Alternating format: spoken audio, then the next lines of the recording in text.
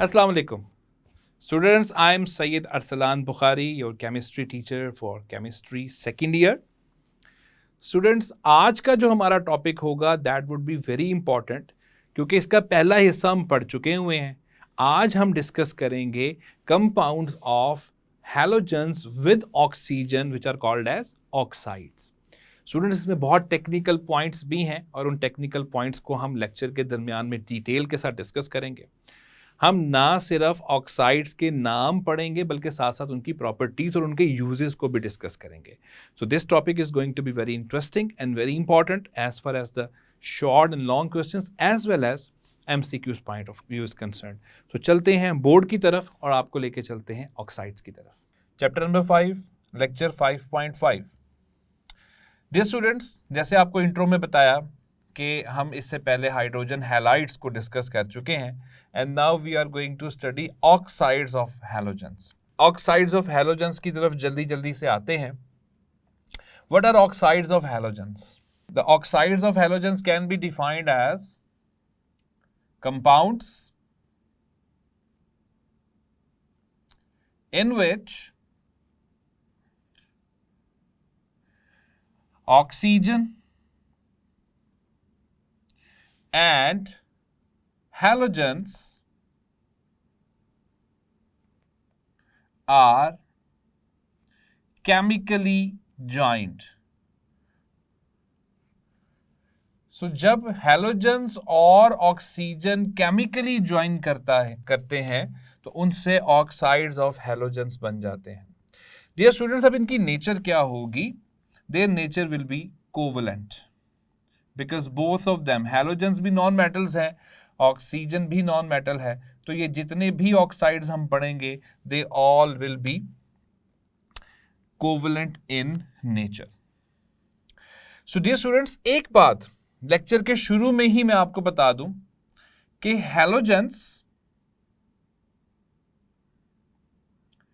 Do not react directly with oxygen. Halogens oxygen के साथ directly react नहीं करते. कोई डायरेक्ट रिएक्शन इनका जो है वो हमें नजर नहीं आता. अलबत्ता यहां हमें एक एक्सेप्शन फ्लोरीन की जरूर नजर आती है.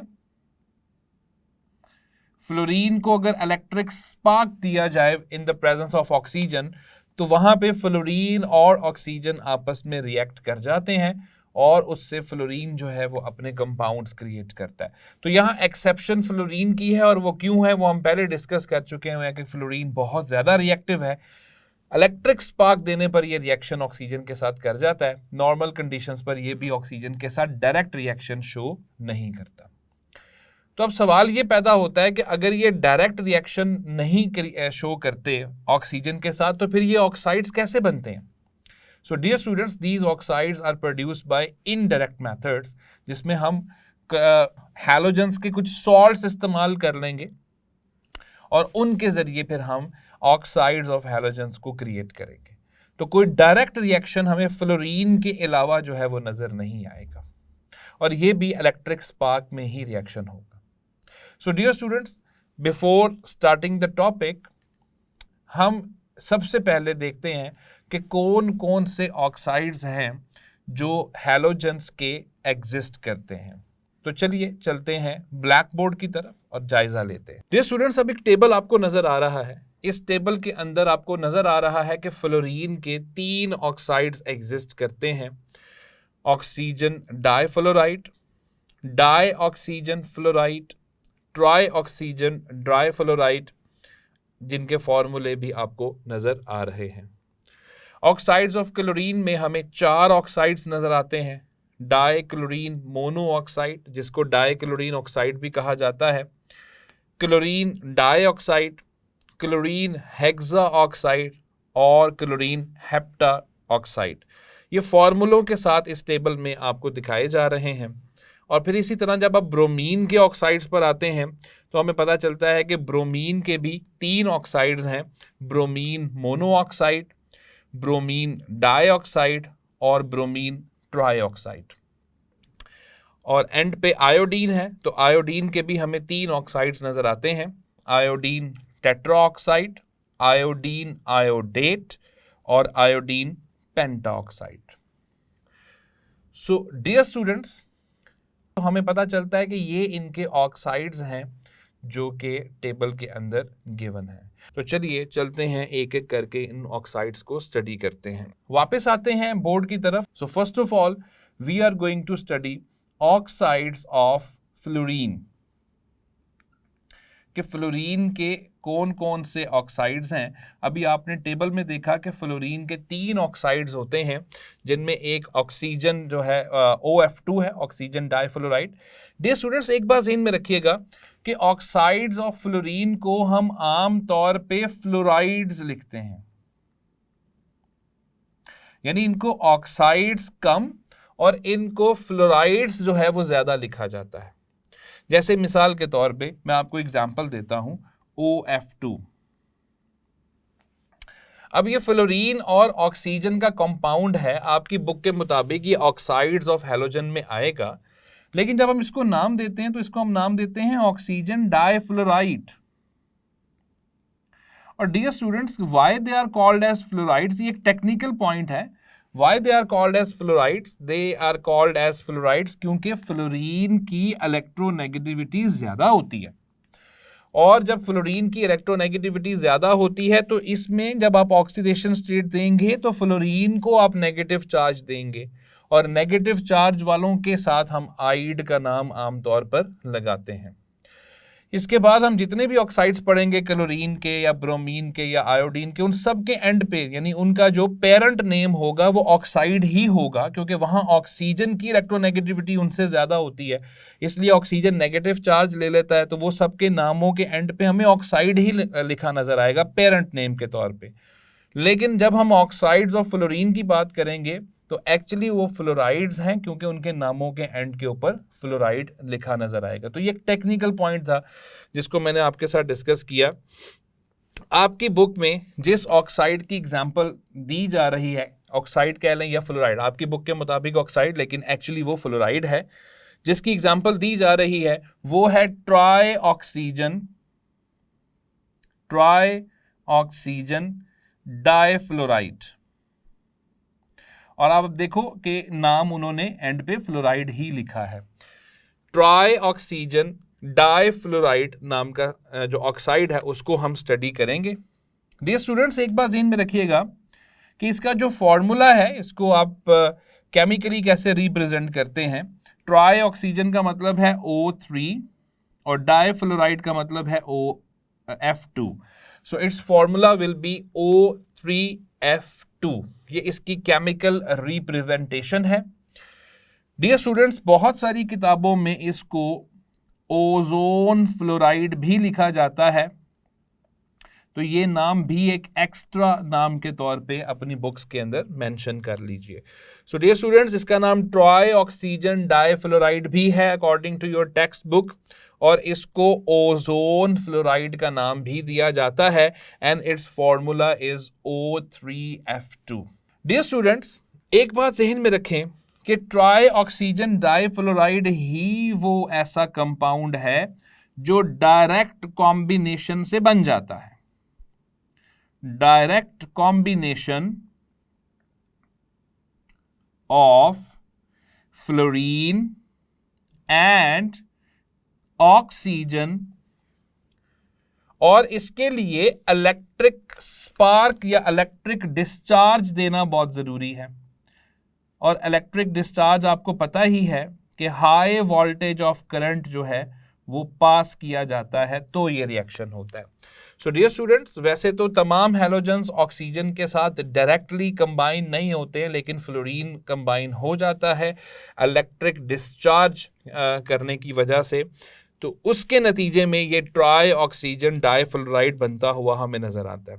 वो कैसे बनता है डियर स्टूडेंट्स, आप देख सकते हैं कि अगर आपके पास फ्लोरीन है F2 की फॉर्म में और उसका रिएक्शन ऑक्सीजन के साथ करवाया जाए और वहाँ पे इलेक्ट्रिक डिस्चार्ज प्रोवाइड किया जाए, तो इसके नतीजे में ट्राई ऑक्सीजन डाइफ्लोराइड बन जाता है।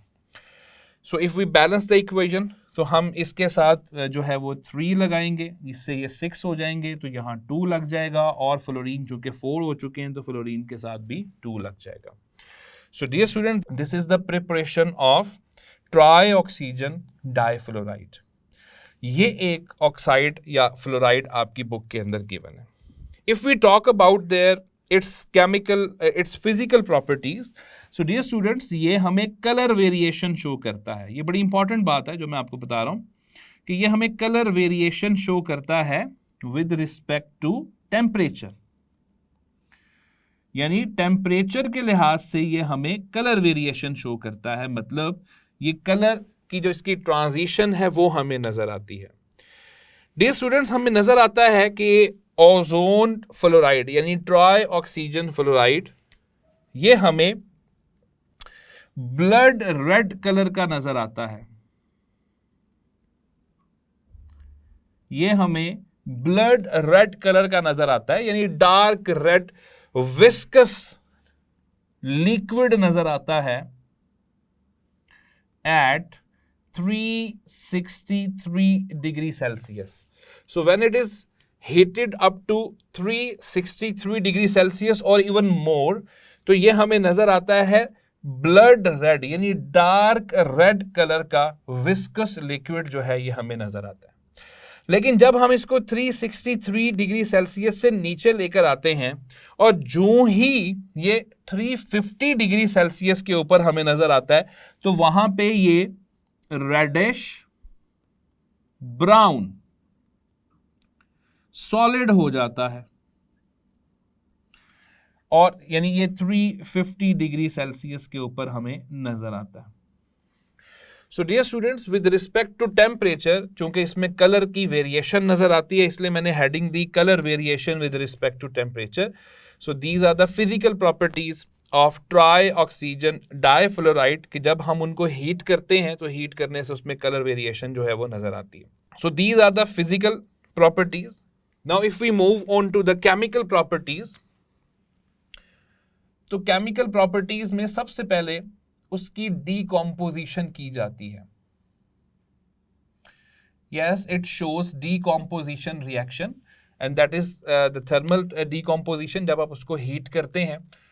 Now what happens when we heat tri oxygen difluoride, तो जैसे ही हम इसको हीट करते हैं ये टूटता है और टूट के अपने दूसरे फ्लोराइड यानी डाई ऑक्सीजन डाइफ्लोराइड के अंदर कन्वर्ट हो जाता है with the release of oxygen gas.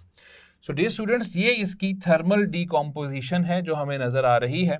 अब अगर आप इक्वेशन को बैलेंस करते हैं तो इसके साथ हम 2 लगा देंगे, ये भी 2, और साथ में ऑक्सीजन का एक मॉलिक्यूल।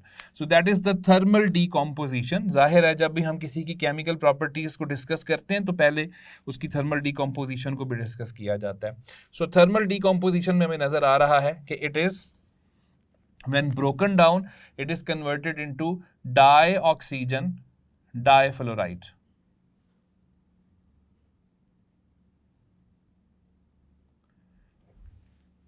Secondly, अगर इसका रिएक्शन करवाया जाए फ्लोरीन के साथ, तो ये फ्लोरीन के साथ रिएक्शन कर जाता है। इस रिएक्शन को कभी कभार हम फर्दर रिएक्शन भी कह देते हैं। इसके अंदर क्या होता है डियर स्टूडेंट्स, O3F2 जैसे ही फ्लोरीन के साथ रिएक्शन करता है, इट अगेन प्रोड्यूसेस O2F2, यानी यहां पे दोबारा हमें ऑक्सीजन का यानी डाई ऑक्सीजन डाइफ्लोराइड जो है वो बनता हुआ नजर आता है। And if we balance the equation, तो उसमें हमें नजर ये आएगा कि अगर हम इसके साथ फर्ज कीजिए 2 लगाते हैं, सो इसके साथ हम 3 लगा देते हैं, तो इक्वेशन जो है वो बैलेंस हो जाती है। सो डियर स्टूडेंट्स, ये 2 इसके केमिकल प्रॉपर्टीज और यहाँ पे ये इसकी फिजिकल प्रॉपर्टीज, यही बुक मुकम्मल डिटेल आपके लेवल तक काफ़ी है ट्राई ऑक्सीजन डाइफ्लोराइड की। सो ये पहला ऑक्साइड था, पहला ऑक्साइड फ्लोरीन का हमने स्टडी किया। अब चलते हैं दूसरे टॉपिक की तरफ कि ऑक्साइड्स ऑफ क्लोरीन, कि अगर हमें क्लोरीन के ऑक्साइड्स पढ़ने पड़ते हैं तो वो कौन कौन से हैं? डियर स्टूडेंट्स, मैंने इंट्रोडक्शन में आपको बताया कि क्लोरीन के आमतौर पे 4 ऑक्साइड्स एग्जिस्ट करते हैं और उसके अंदर से हम लोग क्लोरीन डाइऑक्साइड को डिटेल के अंदर डिस्कस करेंगे और क्लोरीन हेप्टाऑक्साइड को। सो डियर स्टूडेंट्स, अब चलते हैं ऑक्साइड्स ऑफ क्लोरीन की तरफ। पहली बात ध्यान में रखिएगा कि these oxides are generally unstable. ये जो ऑक्साइड्स हैं ये जनरली अनस्टेबल होते हैं।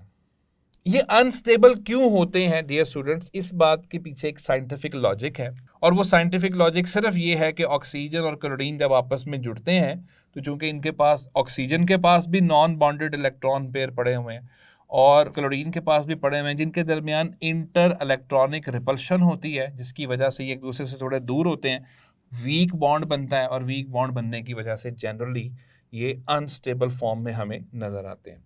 सो पहली प्रॉपर्टी आपने ज़हन में रखनी है कि they are unstable, generally unstable. Second property dear students is, जो हम पहले डिस्कस कर चुके हैं, कि ये डायरेक्ट कॉम्बिनेशन से नहीं बनेंगे।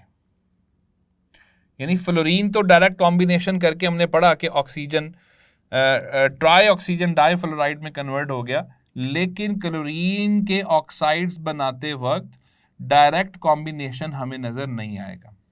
सो डियर स्टूडेंट्स, अगर आपको क्लोरीन के ऑक्साइड्स बनाने पड़ते हैं तो वो ऑक्साइड्स बनाने के लिए हमें इनडायरेक्ट मेथड्स यूज करने पड़ेंगे। डायरेक्टली अगर आप कॉम्बिनेशन करें ऑक्सीजन और क्लोरीन का, even in the presence of electric discharge, तो वो रिएक्शन नहीं होगा। सो डायरेक्ट कॉम्बिनेशन हमें किसी भी किस्म का ऑक्साइड्स ऑफ क्लोरीन बनाते वक्त नजर नहीं आता।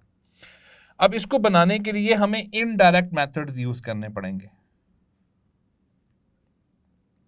अब डियर स्टूडेंट्स, वो इनडायरेक्ट मेथड्स कौन कौन से हैं?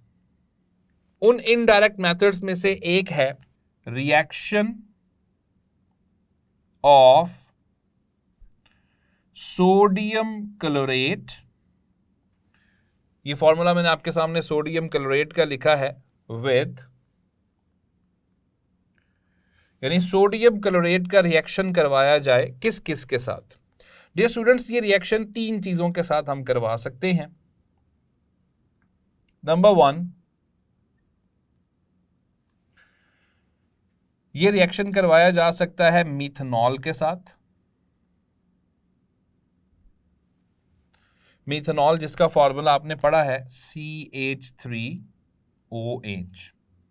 तो मीथनॉल के जरिए, यानी अगर हम सोडियम क्लोरेट का रिएक्शन मीथनॉल के साथ करवाते हैं तो उससे भी हम ऑक्साइड्स ऑफ क्लोरीन को प्रोड्यूस कर सकते हैं। सो डियर स्टूडेंट्स, जैसे हमने डिस्कस किया कि ये डायरेक्ट कॉम्बिनेशन ऑफ ऑक्सीजन और क्लोरीन से नहीं बन सकते, इसके लिए हमें इनडायरेक्ट मेथड्स यूज करने पड़ेंगे और जैसे ही हम एग्जांपल्स में जाएंगे तो वहां जाके हम इनडायरेक्ट मेथड्स को डिटेल में डिस्कस करेंगे। इन indirect methods को dear students, these indirect methods are also called as industrial methods. Why they are called as industrial methods? Because ये जो ऑक्साइड्स ऑफ क्लोरीन बनते हैं ना, इनके इंडस्ट्रियल और कमर्शियल यूजेस बहुत ज्यादा होते हैं।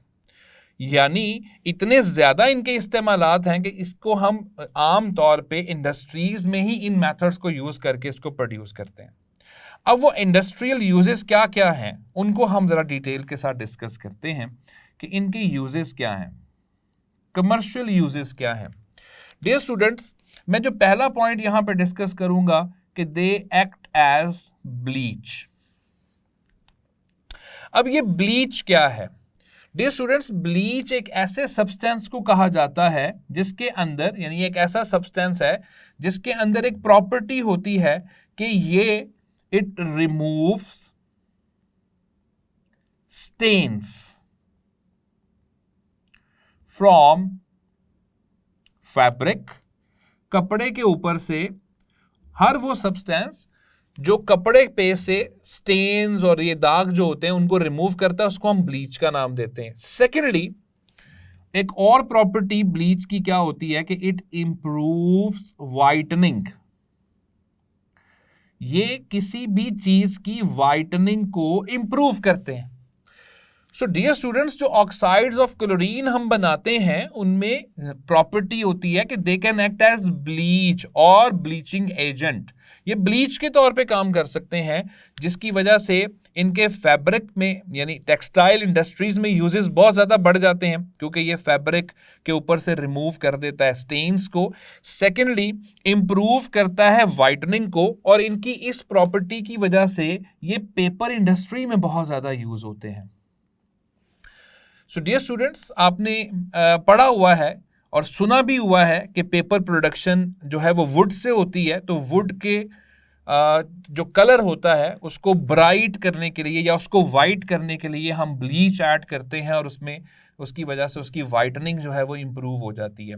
सो ये इसके कमर्शियल यूजेस हैं जो मैं आपको बता रहा हूँ। क्यों बता रहा हूँ? क्योंकि इनडायरेक्ट मेथड्स इंडस्ट्रियल मेथड्स कहलाते हैं, और इसलिए क्योंकि उसके यूजेस बहुत ज़्यादा हैं। डियर स्टूडेंट्स, इसके अलावा ये वाटर ट्रीटमेंट में भी इस्तेमाल होते हैं। आपने अक्सर सुना होगा क्लोरीनेशन ऑफ वाटर। तो क्लोरीनेशन ऑफ वाटर में क्या होता है? हम पानी के अंदर से जर्म्स वगैरह को किल करते हैं। तो जर्म्स को किल करने के लिए हम ऑक्साइड्स ऑफ क्लोरीन का ही इस्तेमाल आमतौर पर करते हैं। तो वाटर ट्रीटमेंट यानी प्यूरिफिकेशन ऑफ वाटर के अंदर भी इसके जो है वो यूजेस हमें आमतौर पर नजर आ जाते हैं। So dear students, oxides of chlorine की इंडस्ट्रियल इंपॉर्टेंस किसी भी इंसान से ढकी छुपी नहीं है। यू ऑल मस्ट रिमेंबर कि they are acting as bleach and they are doing water treatment. अब आपके कोर्स में क्लोरीन के इन 4 ऑक्साइड्स में से 2 ऑक्साइड्स को डिटेल में एक्सप्लेन किया जा रहा है। तो चलते हैं उन ऑक्साइड्स की तरफ। तो पहले नंबर पे जो डिस्कस किया जा रहा है that is chlorine dioxide. Chlorine dioxide जिसका केमिकल रिप्रेजेंटेशन ClO2 है, that is the formula of chlorine dioxide. ClO2 इसका फॉर्मूला है। डियर स्टूडेंट्स, अगर हम इसकी शुरू में कुछ फिजिकल प्रॉपर्टीज की बात करें तो फिजिकल प्रॉपर्टीज में आप एक बात ज़हन में रखें कि ये हमें पेल येलो फॉर्म में मिलेगा। गैसियस फॉर्म में भी मिलता है, लिक्विड की फॉर्म में भी होता है, लेकिन आमतौर पे हमने देखा है कि ये येलोइश ग्रीन फॉर्म कलर के अंदर भी मिलता है। एक्चुअली इसका कलर येलोइश ग्रीन होता है। आपकी बुक में इसको पेल येलो लिखा हुआ है, तो आप दोनों को ही दुरुस्त समझ सकते हैं। इसके अलावा डियर स्टूडेंट्स, इसमें भी हमें कलर वेरिएशन नजर आती है। इसके अंदर भी हमें कलर वेरिएशन नजर आती है, और वो कलर वेरिएशन कैसे नजर आती है मैं यहां पे लिख देता हूं आपके सामने कि ये हमें रेड कलर का नजर आ जाता है below 11 degree Celsius. 11 degree Celsius से कम, हत्ता के माइनस में भी ले जाते हैं, तो ये हमें रेड से कलर का रेडिश ब्राउन सा, यानी आप रेड कलर उसको कह सकते हैं, रेडिश ब्राउन कलर के अंदर ये हमें नजर आ जाता है बिलो 11 डिग्री सेल्सियस। तो 11 डिग्री सेल्सियस से कम में हमें इसके अंदर कलर वेरिएशन जो है वो नजर आ रही है। इसके अलावा dear students, it explodes into its elements on heating. जब इसको हीट किया जाता है तो ये एक्सप्लोड करता है और अपने एलिमेंट्स के अंदर कन्वर्ट हो जाता है। अब वो अगर आप उसको इक्वेशन के जरिए देखें तो वो इक्वेशन कुछ यूं है कि ClO2 को जब हम हीट करते हैं, वार्म करते हैं, तो ये टूट कर क्लोरीन के अंदर और ऑक्सीजन के अंदर कन्वर्ट हो जाता है। So if we balance the equation, तो ये हम 2 लगाएंगे, इसके साथ 2 ऑलरेडी लगा हुआ है और ऑक्सीजन के 2 मॉलिक्यूल्स बनेंगे। ये एक एक्सप्लोजन सा होता है, ये एक्सप्लोड करता है, मतलब ये जो रिएक्शन है ये बहुत ज़्यादा विगरस रिएक्शन होता है, ये वायलेंट रिएक्शन होता है, और ये एक्सप्लोड कर जाता है और टूट के अपने एलिमेंट्स के अंदर कन्वर्ट हो जाता है। Dear students, next property is it is soluble in water। और पानी में डिसॉल्व होके ये क्या बनाता है, इस चीज को आपने समझना है कि वाटर में डिसॉल्व होकर ये क्या बनाता है, ये वाटर में डिसॉल्व होकर अमूमन हाइड्रोक्लोरिक एसिड की फॉर्म में कन्वर्ट हो जाता है और इसी तरह फिर ये एंटीसेप्टिक के तौर पे काम करता है, क्योंकि हाइड्रोक्लोरिक एसिड बनेगा तो हाइड्रोक्लोरिक एसिड बनने का मतलब है वो जर्म्स को किल करेगा।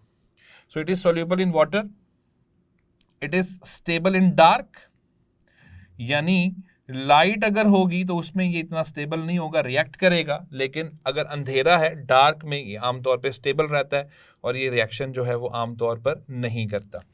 डियर स्टूडेंट्स, अगर हम इसकी डीकॉम्पोजिशन की बात करें,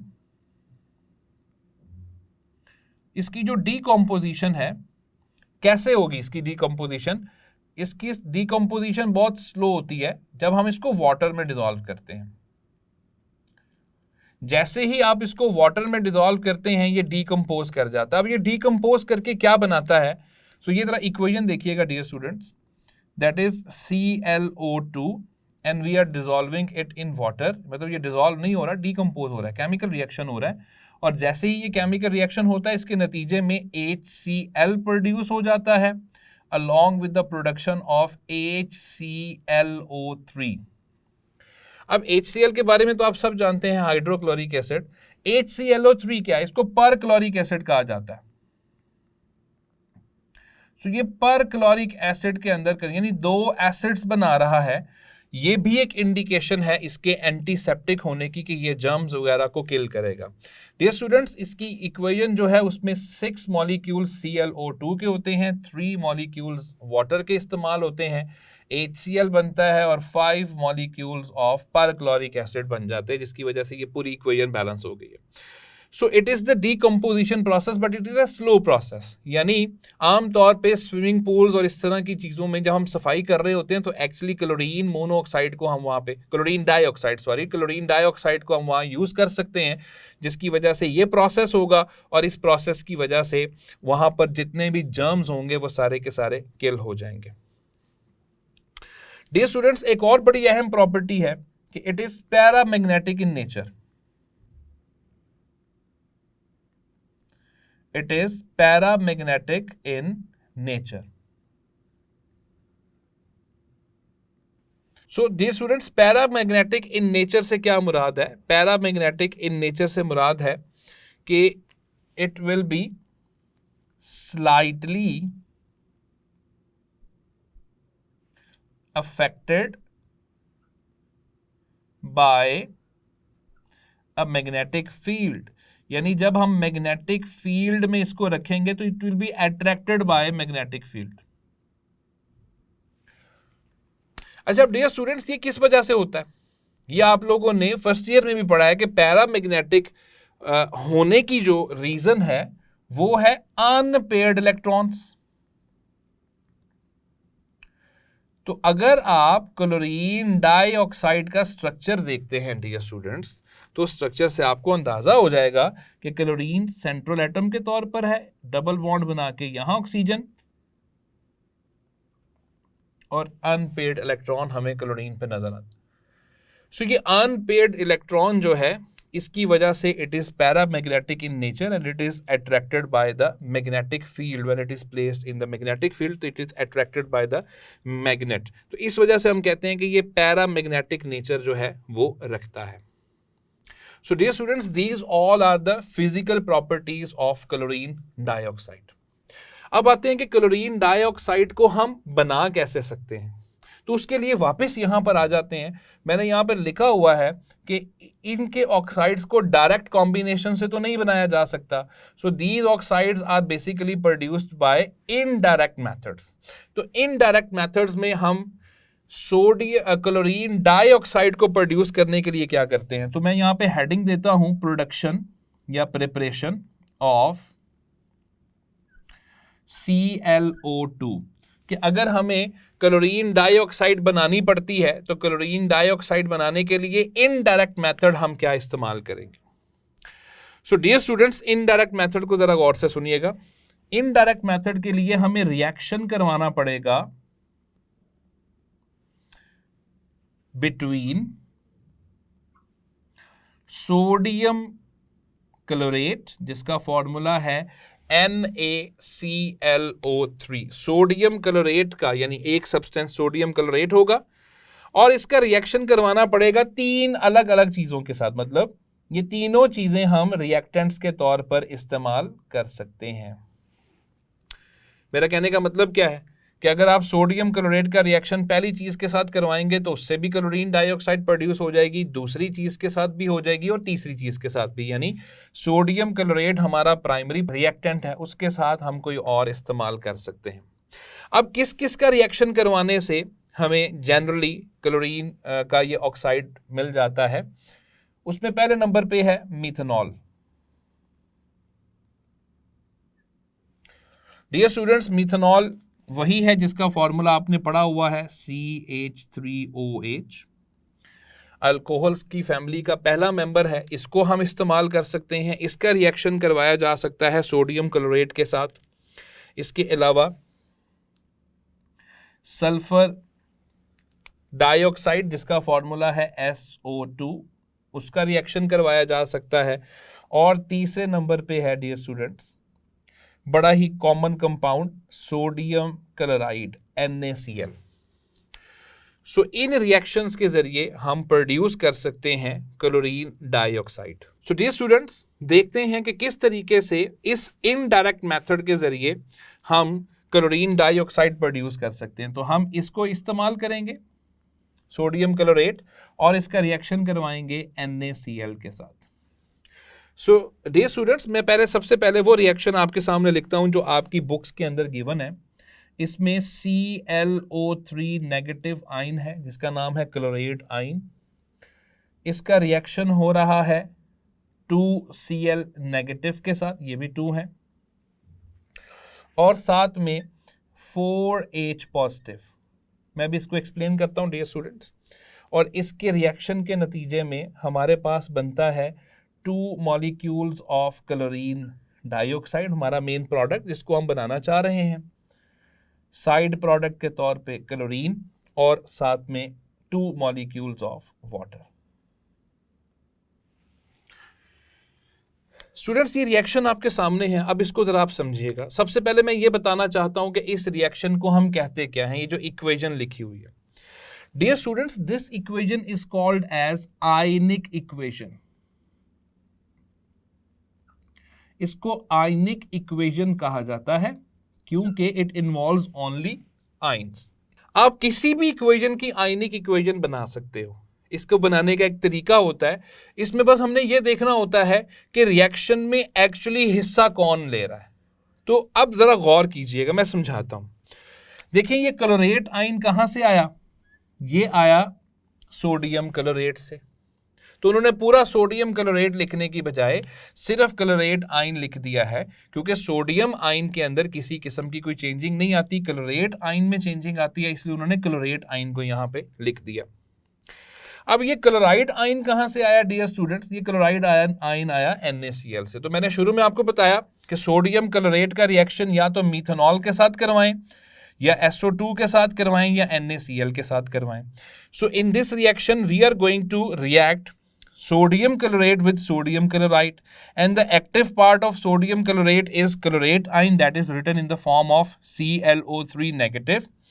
NaCl में से Cl नेगेटिव एक्टिव पार्ट है उसको शो कर दिया। अब ये H पॉजिटिव क्यों आ रहा है डियर स्टूडेंट्स, याद रखिएगा ये जो रिएक्शन हम पढ़ रहे हैं, जो इनडायरेक्ट मेथड पढ़ रहे हैं, ये एसिडिक मीडियम में होता है। यानी हमें कोई एक एसिड जो है वो प्रोवाइड करना पड़ेगा, और आपको पता है एसिड जो होता है वो H पॉजिटिव प्रोवाइड करता है।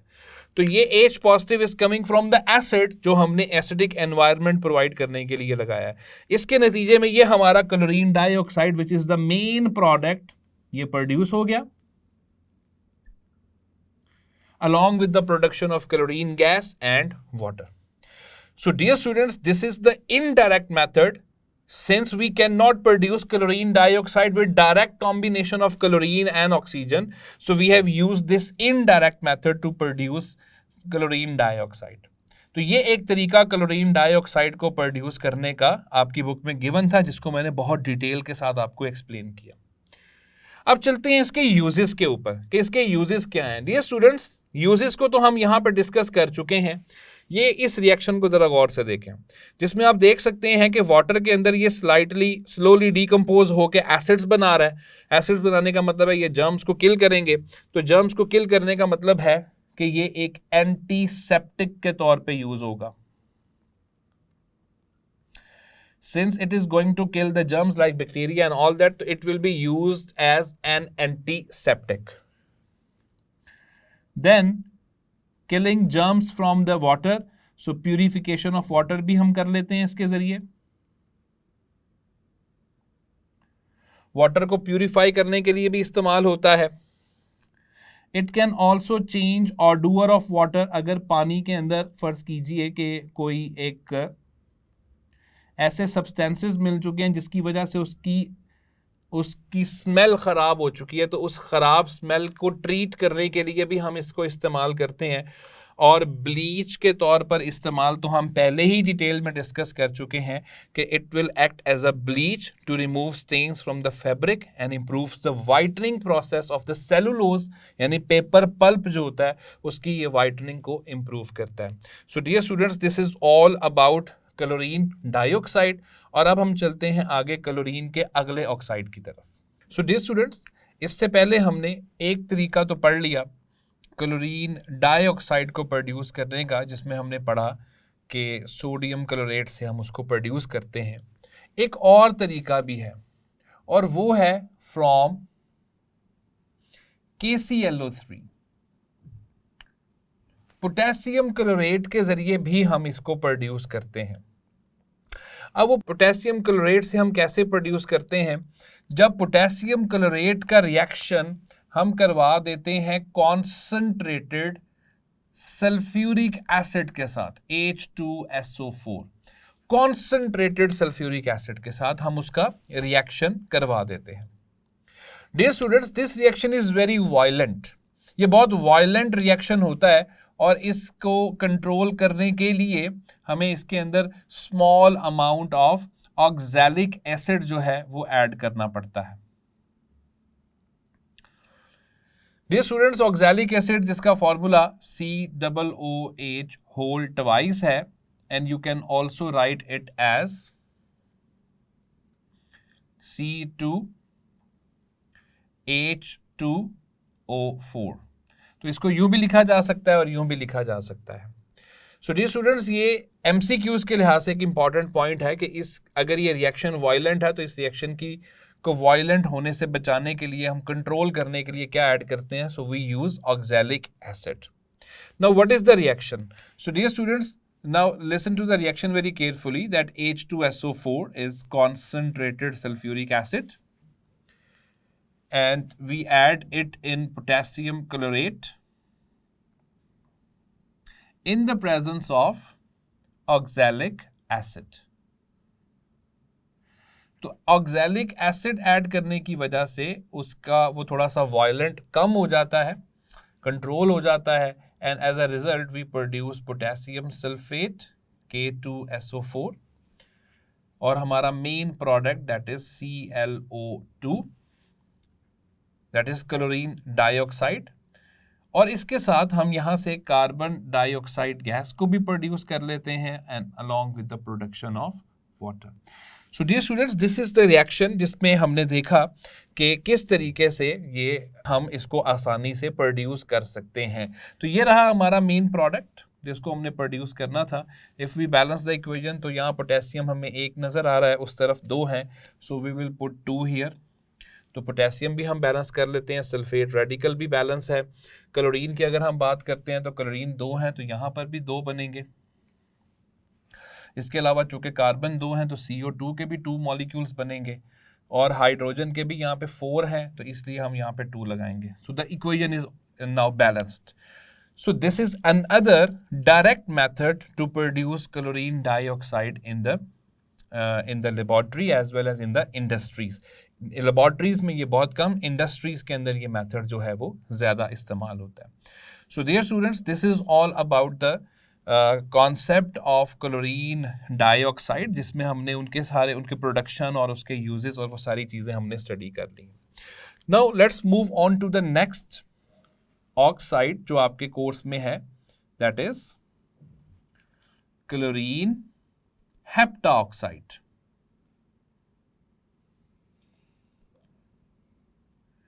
क्लोरीन हेप्टाऑक्साइड, तो एक क्लोरीन डाइऑक्साइड है आपके कोर्स में और एक क्लोरीन हेप्टाऑक्साइड है। स्टूडेंट्स, इसका जो केमिकल फॉर्मूला है, इसकी केमिकल रिप्रेजेंटेशन है that is Cl2O7, chlorine heptoxide, और इसका फॉर्मूला है Cl2O7। डियर स्टूडेंट्स, यहाँ पे एक बड़ी इंपॉर्टेंट बात आपने ज़हन में रखनी है कि क्लोरीन हेप्टाऑक्साइड जो है it is an anhydride of perchloric acid. This is very important to note कि ये एनहाइड्राइड है परक्लोरिक एसिड का। डियर स्टूडेंट्स, परक्लोरिक एसिड क्या है? HClO4 परक्लोरिक एसिड है और ये उसका एनहाइड्राइड है। एनहाइड्राइड का मतलब क्या हुआ? देखिए स्टूडेंट्स, हमारे पास दो तरह के कंपाउंड्स होते हैं। ऐसे कंपाउंड्स जिनके अंदर वाटर हो तो उन कंपाउंड्स को आमतौर पे हम हाइड्रेटेड कंपाउंड्स का नाम देते हैं, और अगर उनमें से हम वाटर एक्सट्रैक्ट कर लेते हैं तो फिर उन्हें हम एनहाइड्रस कंपाउंड्स का नाम देते हैं। सो ये एनहाइड्राइड का मतलब है कि हम जब परक्लोरिक एसिड के अंदर से वाटर एक्सट्रैक्ट कर देंगे, वाटर निकाल देंगे, तो वो एनहाइड्राइड होगा, और वो जो एनहाइड्राइड है एक्चुअली वो क्लोरीन हेप्टाऑक्साइड होगा। सो एनहाइड्राइड का मतलब है विदाउट वाटर, जब हमने उसके अंदर से वाटर को एक्सट्रैक्ट कर दिया। सो ये पहली बड़ी ही इंपॉर्टेंट बात है क्लोरीन हेप्टाऑक्साइड से related, that it is the anhydride of perchloric acid. हमने परक्लोरिक एसिड की जब उसमें से एनहाइड्रस फॉर्म में उसको लेकर गए, वाटर निकाला, तो क्लोरीन हेप्टाऑक्साइड जो है वो हमें नजर आ गया। अब डियर स्टूडेंट्स, क्लोरीन हेप्टाऑक्साइड की प्रिपरेशन पर आते हैं कि इसकी प्रिपरेशन कैसे हो सकती है। सो इसकी जो प्रिपरेशन है उसके लिए हम क्या करते हैं डियर स्टूडेंट्स? हम करते हैं dehydration. Dehydration means removal of water. तो हम डिहाइड्रेशन करते हैं of perchloric acid that is HClO4 with P2O5, phosphorus pentoxide P2O5, जो कि आप सब जानते हैं कि एक बहुत अच्छा डिहाइड्रेटिंग एजेंट है। सो ये डिहाइड्रेशन बहुत अच्छी करता है, वाटर रिमूवल करता है, तो ये एक डिहाइड्रेटिंग एजेंट है। तो डिहाइड्रेटिंग एजेंट को हम लोग यहाँ पर यूज करेंगे। So dehydration means removal of water, और रिमूवल ऑफ वाटर करने के लिए हमें एक ऐसा सब्सटेंस यूज करना ही पड़ता है।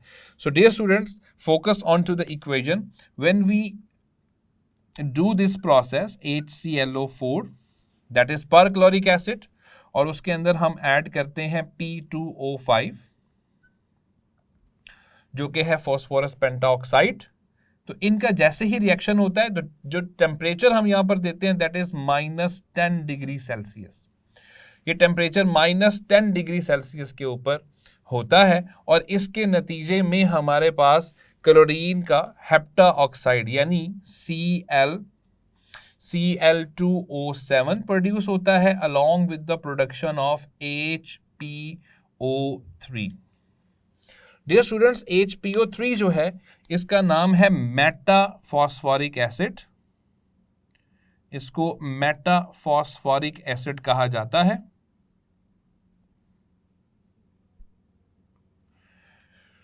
So dear students, this is the equation जो हमें ये बता रही है कि जैसे ही हम परक्लोरिक एसिड की डिहाइड्रेशन करते हैं, इसलिए मैंने ऊपर लिख दिया था that it is the anhydride या anhydrous form of perchloric acid. तो आपने ये परक्लोरिक एसिड इस्तेमाल किया, जस्ट उसके अंदर हमने डिहाइड्रेटिंग एजेंट ऐड किया, तो डिहाइड्रेटिंग एजेंट ऐड करने से क्लोरीन हेप्टाऑक्साइड और हमारे पास 2 यूनिट्स मेटाफॉस्फोरिक एसिड के बन जाते हैं, और हमें परक्लोरिक एसिड भी 2 यूनिट्स इस्तेमाल करने पड़ते हैं। So that is the production of chlorine heptoxide, और क्लोरीन हेप्टाऑक्साइड की इतनी ही डिटेल आपके कोर्स तक काफ़ी है। सो डियर स्टूडेंट्स, इसमें हमने क्लोरीन डाइऑक्साइड को प्रोड्यूस करने का दूसरा तरीका इनडायरेक्ट मेथड देखा, और ये भी एक इनडायरेक्ट मेथड है जिसके जरिए हम क्लोरीन हेप्टाऑक्साइड को प्रोड्यूस कर रहे हैं। Now moving onwards, if we have if we want to study the concept of oxides of bromine. अब ब्रोमीन के ऑक्साइड्स को डिस्कस करते हैं कि ब्रोमीन के कौन से ऑक्साइड्स होते हैं. So dear students, at the start of the topic मैंने आपको बता दिया था कि ब्रोमीन के 3 ऑक्साइड्स होते हैं, लेकिन उनमें से सिर्फ एक ऑक्साइड ब्रोमीन मोनोऑक्साइड को हम यहाँ पर आपके कोर्स में डिस्कस करेंगे. लेकिन पहले ऑक्साइड्स ऑफ ब्रोमीन की कुछ जनरल कैरेक्टरिस्टिक्स की बात करते हैं. डियर स्टूडेंट्स, याद रखिएगा कि ये जो ऑक्साइड्स ऑफ ब्रोमीन हैं ये डार्क वॉलेटाइल लिक्विड्स हैं.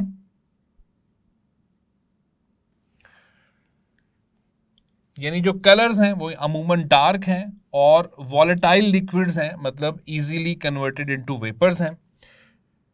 और आपको पता होना चाहिए कि जो वॉलेटाइल लिक्विड्स होते हैं एक्चुअली वो थर्मली अनस्टेबल भी होते हैं.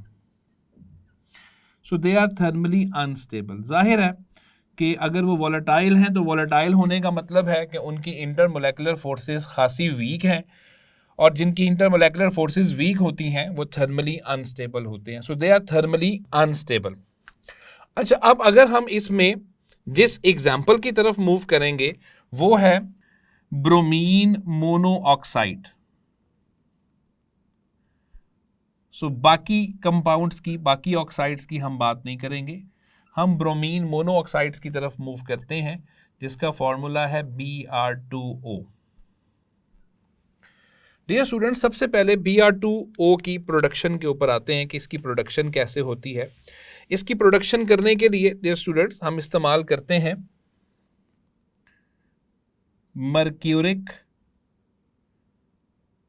मर्क्यूरिक ऑक्साइड यूज करते हैं. डियर स्टूडेंट्स, मर्क्यूरिक ऑक्साइड का मतलब है mercury combined with oxygen. Dear students, mercury 2 तरह की ऑक्सीडेशन स्टेट्स शो करता है, एक +1 और एक +2. तो ये मर्क्यूरिक का जब वर्ड आता है तो उसमें ये +2 की ऑक्सीडेशन स्टेट शो करता है. सो मर्क्यूरिक ऑक्साइड होगा और मर्क्यूरिक ऑक्साइड का रिएक्शन, डियर स्टूडेंट्स, इसका रिएक्शन हम करवाएंगे. अच्छा, इसका रिएक्शन 2 तरह से हम करवा सकते हैं. एक इसका रिएक्शन होगा डियर स्टूडेंट्स होगा ब्रोमीन के साथ ही. यानी मैं आपको कंडीशंस बता रहा हूं कि ये रिएक्शन होगा, हमने ब्रोमीन के साथ ही करवाना है, मतलब मर्क्यूरिक ऑक्साइड प्लस ब्रोमीन का ही रिएक्शन करवाना है. लेकिन एक हाई टेम्परेचर पर भी हो सकता है और लो टेम्परेचर पर भी हो सकता है. अब हाई टेम्परेचर पर हम टेम्परेचर कितना देते हैं students? Temperature is 50 degree Celsius. तो ये टेम्परेचर 50 डिग्री सेल्सियस देंगे तब भी मर्क्यूरिक ऑक्साइड और ब्रोमीन रिएक्ट कर जाएंगे और उसके नतीजे में हम ब्रोमीन मोनोऑक्साइड जो है वो प्रोड्यूस कर लेंगे. और इसके अलावा लो टेम्परेचर के ऊपर भी होता है, लेकिन जब हम टेम्परेचर लो करते हैं तो डियर स्टूडेंट्स लो टेम्परेचर पर हमें साथ में CCl4 यानी कार्बन टेट्राक्लोराइड जो है वो भी ऐड करना पड़ता है. सो डियर स्टूडेंट्स, याद रखिएगा मर्क्यूरिक ऑक्साइड का रिएक्शन ब्रोमीन के साथ सेम होगा, चाहे आप हाई टेम्परेचर पर करें या लो. हाई टेम्परेचर पर हमें और कोई चीज ऐड नहीं करनी पड़ती, अलबत्ता लो टेम्परेचर पर हमें CCl4 कार्बन टेट्राक्लोराइड जो है वो ऐड करना पड़ता है. Reaction in both the cases remain same. Now, what would be the reaction? Reaction is very simple, that we are going to react. This is mercuric oxide, and you can clearly see that mercury carries +2 oxidation state, and we are just reacting it with liquid bromine. और bromine के जो vapours हैं वो भी हम use कर सकते हैं.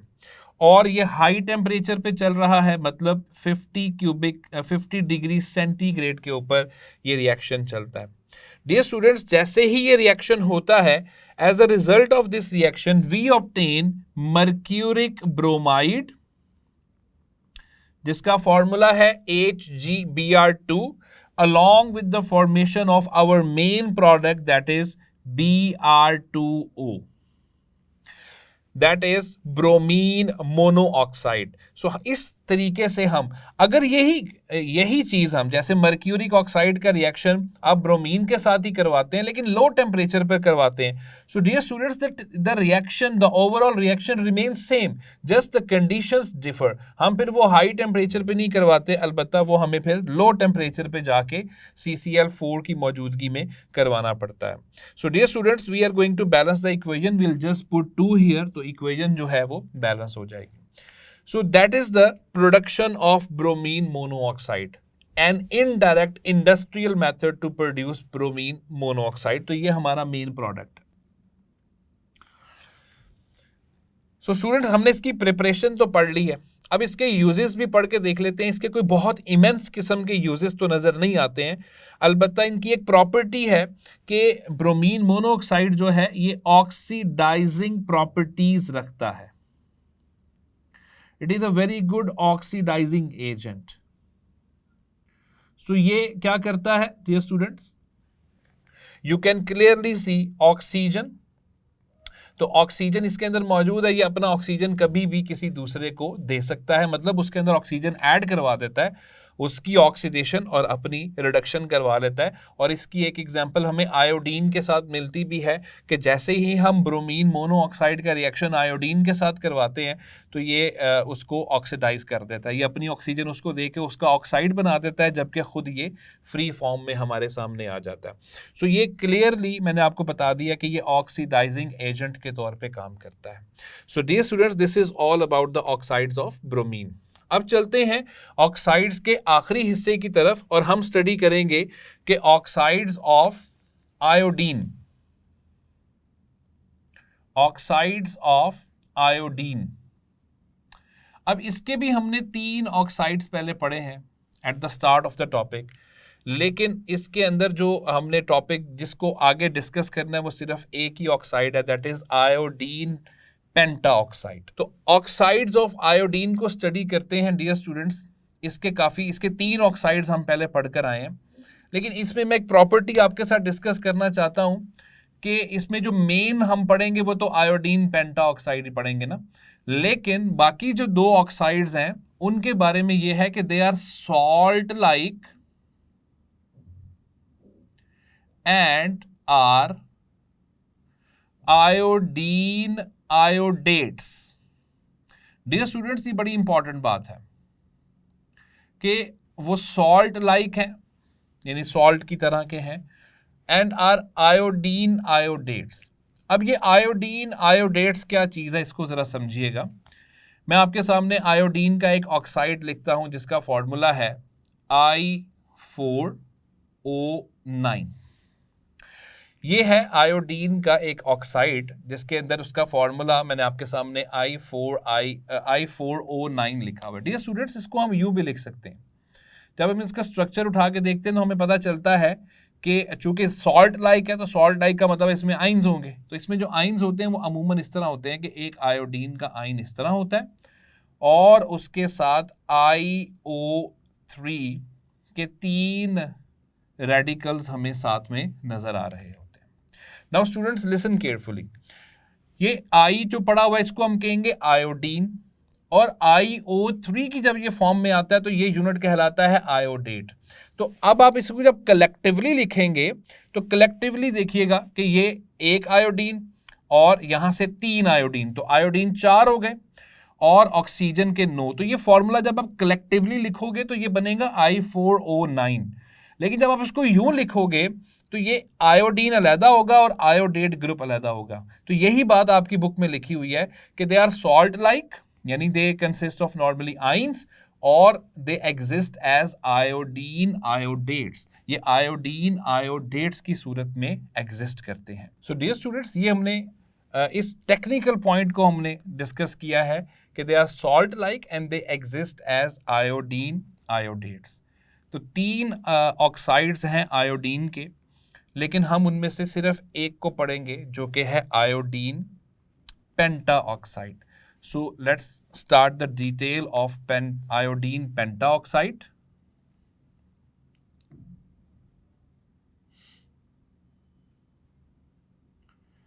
स्टूडेंट सबसे पहले बात करते हैं कि इसका फॉर्मूला क्या है। इसको आप पेंटाऑक्साइड पेंटॉक्साइड दोनों पढ़ सकते हैं, ये ए नहीं भी लिखेंगे तो it would be okay. Students इसका जो फॉर्मूला है दैट इज I2O5, इसकी केमिकल रिप्रेजेंटेशन, इसका फॉर्मूला I2O5 है, आयोडीन पेंटाऑक्साइड। डियर स्टूडेंट्स यहां मैं एक इंपॉर्टेंट बात आपको बताता चलूं कि it is anhydride of iodic acid. ये आयोडिक एसिड का एनहाइड्राइड है। अब आयोडिक एसिड क्या है डियर स्टूडेंट्स? HiO3, इसको हम कहते हैं आयोडिक एसिड। जैसे हमने थोड़ी देर पहले पढ़ा कि यहां पे अगर हम बात करें, मैंने आपको बताया था कि क्लोरीन हेप्टाऑक्साइड पर क्लोरिक एसिड का एनहाइड्राइड है। एमसीक्यूज के लिहाज से इंपॉर्टेंट पॉइंट है।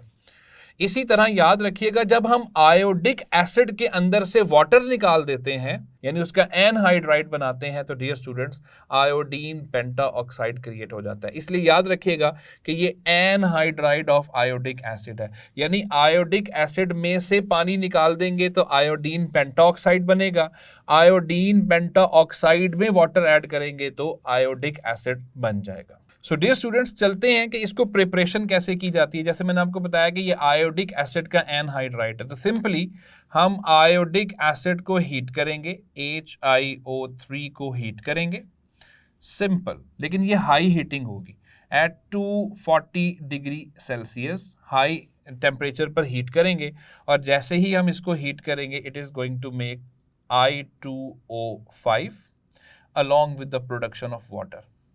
सो ये जस्ट अपना वाटर जो है उसको रिलीज करता है और जैसे ही वाटर रिलीज होता है डियर स्टूडेंट्स उसके नतीजे में हमें नजर आता है कि ये कन्वर्ट हो गया है I2O5 में। तो ये हमारा रहा main product that is iodine pentoxide. तो आयोडीन पेंटाऑक्साइड आयोडिक एसिड का एनहाइड्राइड है। इसको बनाने का तरीका आपके सामने है। हाई टेम्परेचर पे जाके हम लोग आयोडिक एसिड को हीट करते हैं।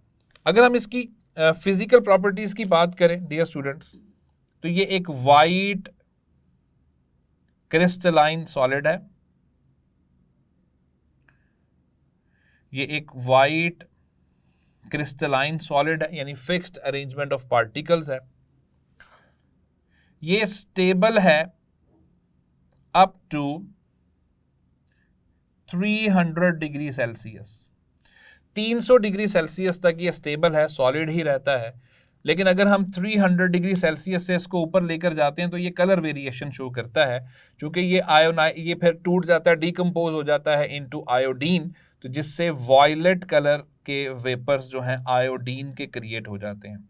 So beyond this temperature, beyond 300 degree Celsius, violet vapours of iodine जो है वो हमें नजर आने लग जाते हैं। लेकिन 300 डिग्री सेल्सियस से कम देखा गया है कि ये स्टेबल है और उसी वाइट क्रिस्टलाइन सॉलिड की फॉर्म में ही ये एग्जिस्ट करता है। Dear students a very important point is it has a polymeric structure. बच्चों ये पॉलीमेरिक स्ट्रक्चर क्या है? पॉलीमेरिक स्ट्रक्चर को समझने के लिए आप सबसे पहले इसका स्ट्रक्चर देखें। डियर स्टूडेंट्स हम देख सकते हैं इसके स्ट्रक्चर में कि ऑक्सीजन जो है वो सेंट्रल एटम के तौर पे मौजूद है और इस ऑक्सीजन के इस तरफ एक आयोडीन, जबकि इस तरफ दूसरा आयोडीन और उसके साथ यहां पर कोऑर्डिनेट कोवलेंट बॉन्ड की फॉर्म में ऑक्सीजन अटैच्ड है। Dear students this is the structure of iodine pentoxide. अब ये स्ट्रक्चर मैंने आपके सामने बना दिया। आप देख सकते हैं कि इसमें ऑक्सीजन जो है वो एक ब्रिज के तौर पर मौजूद है बिटवीन टू यूनिट्स। तो ऐसे स्ट्रक्चर जिसमें कोई ब्रिज पाया जाता है हम आम तौर पे उन स्ट्रक्चर्स को पॉलीमेरिक स्ट्रक्चर्स का नाम देते हैं। तो ये स्ट्रक्चर आप देख सकते हैं जिसमें oxygen is acting as a bridge, और ब्रिज की सूरत में काम करने का मतलब है कि it has a polymeric structure. तो डियर स्टूडेंट्स ये पॉलीमेरिक स्ट्रक्चर की फॉर्म में है और ये बड़ा इंपॉर्टेंट पॉइंट है। एंड आई वुड लाइक कि आप सब लोग ये स्ट्रक्चर जो है वो अपनी बुक में बनाएं। डियर स्टूडेंट्स नेक्स्ट पॉइंट पे चलते हैं। तो it is insoluble it is insoluble in organic solvents. ये ऑर्गेनिक सॉल्वेंट्स के अंदर डिसॉल्व नहीं होता। लाइक अगर आप इसको बेंजीन में डिसॉल्व करेंगे तो ये उसके अंदर डिसॉल्व नहीं होगा, अलबत्ता ये वाटर में डिसॉल्व हो जाता है। डियर स्टूडेंट्स, वाटर में डिसॉल्व होकर ये क्या बनाएगा, हमने पहले डिस्कस कर लिया है that it is the anhydride of iodic acid. तो अगर आप इसको वाटर के अंदर ऐड करते हैं तो इट रिएक्ट्स विद वाटर, ये वाटर के साथ रिएक्ट करता है और क्या बनाता है, to produce again iodic acid. तो ये उसी का एनहाइड्राइड है, तो जाहिर है कि उसी के अंदर ये कन्वर्ट होगा। और इसकी बड़ी सिंपल सी इक्वेशन है कि अगर लेट्स सपोज हमारे पास I2O5 है और उसको हम वाटर में डिसॉल्व करते हैं तो वो आयोडिक एसिड HiO3 के अंदर कन्वर्ट हो जाएगा। यानी जो इक्वेशन ऊपर दी गई है जस्ट हमें इसको उल्ट कर लेना। सो ये वाटर के साथ रिएक्ट करके इस फॉर्म के अंदर कन्वर्ट हो रहा है। डियर स्टूडेंट्स, ये इसकी रही प्रॉपर्टीज। अब आते हैं इसकी कुछ केमिकल प्रॉपर्टीज के ऊपर। तो ये बात जहन में रखिएगा, चूंकि इसके अंदर भी हमें नजर आ रहा है कि इसके अंदर भी ऑक्सीजन मौजूद है। ये अपना ऑक्सीजन किसी को दे सकता है, मतलब सामने वाले की ऑक्सीडेशन कर सकता है। तो it act as oxidising agent. ये ऑक्सीडाइजिंग एजेंट के तौर पर काम करता है जब कभी भी हम इसका रिएक्शन डिफरेंट सब्सटेंसेस के साथ करवा देते हैं, including hydrogen sulphide, including carbon monoxide. इनके साथ जब हम रिएक्शन करते हैं तो ये ऑक्सीडाइजिंग एजेंट के तौर पर काम करता है। इसकी एक परफेक्ट एग्जांपल हमें मिल सकती है जब हम इसका रिएक्शन करवाते हैं कार्बन मोनोऑक्साइड के साथ। डियर स्टूडेंट्स, जैसे ही कार्बन मोनोऑक्साइड का रिएक्शन होता है आयोडीन पेंटाऑक्साइड के साथ, तो इसके नतीजे में क्या बनता है, आयोडीन फ्री फॉर्म में। यानी आप देखिए कि ये ऊपर हम लिख कर आए कि ये वाइट क्रिस्टलाइन सॉलिड है। तो अगर हमारे पास ये पड़ा हो वाइट क्रिस्टलाइन सॉलिड में और हम लाके थोड़ी सी कार्बन मोनोऑक्साइड ऐड कर दें, ये रिएक्ट करेगा और आयोडीन के वायलेट या पर्पल से कलर के जो वेपर्स बनेंगे वो हमें बता देंगे कि फॉरन केमिकल रिएक्शन हो गया और carbon monoxide will be converted into carbon dioxide. 5 molecules of carbon, 5 units of carbon monoxide react to produce 5 units of carbon dioxide. And you can clearly see कि कार्बन मोनोऑक्साइड में oxidation state +2 है और यहाँ पे oxidation state +4 है। तो increase in oxidation state का मतलब है कि ऑक्सीडेशन हो गई है और ऑक्सीडेशन करवाने वाला कौन है, आयोडीन पेंटाऑक्साइड है। So it is acting as an oxidising agent. So dear students, इस रिएक्शन से साबित हो गया कि ये ऑक्सीडाइजिंग एजेंट के तौर पे काम करता है, एज वेल एज यहां पे एक टेक्निक भी हम यूज करते हैं कार्बन मोनोऑक्साइड की, क्वांटिटेटिव एनालिसिस में ये काम आता है। Dear students, what is quantitative analysis? It is a study that is done in analytical chemistry. हम क्वांटिटी फाइंड आउट करते हैं किसी भी चीज की बाय केमिकल रिएक्शंस। तो यहाँ कार्बन मोनोऑक्साइड का रिएक्शन आयोडीन पेंटाक्लोराइड के साथ होने के साथ साबित हो रहा है, पहली बात कि ये ऑक्सीडाइजिंग एजेंट है, उसकी ऑक्सीडेशन करवा रहा है into carbon dioxide, as well as उसकी क्वांटिटेटिव एनालिसिस और उसकी क्वांटिटेटिव वैल्यू फाइंड आउट करने के लिए भी रिएक्शन बहुत हेल्पफुल है। So dear students, this was all about the oxides of halogens, जिसके अंदर हमने फ्लोरीन, क्लोरीन, ब्रोमीन और आयोडीन के हैलोजेंस को स्टडी किया काफ़ी डिटेल में।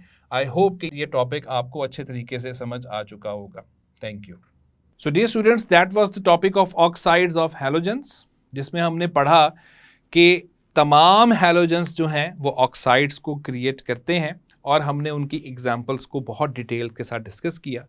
स्पेसिफिकली हमने जो उसके अंदर यूजेस पढ़े हैं उनको शॉर्ट क्वेश्चंस और MCQs के लिहाज से लाजमन प्रिपेयर कीजिएगा। It was a very detailed lecture with a huge amount of information. इंशाल्लाह अगले लेक्चर में एक नए टॉपिक के साथ आपसे मुलाकात होती है। तब तक अपना ख्याल रखिएगा। अल्लाह हाफिज़।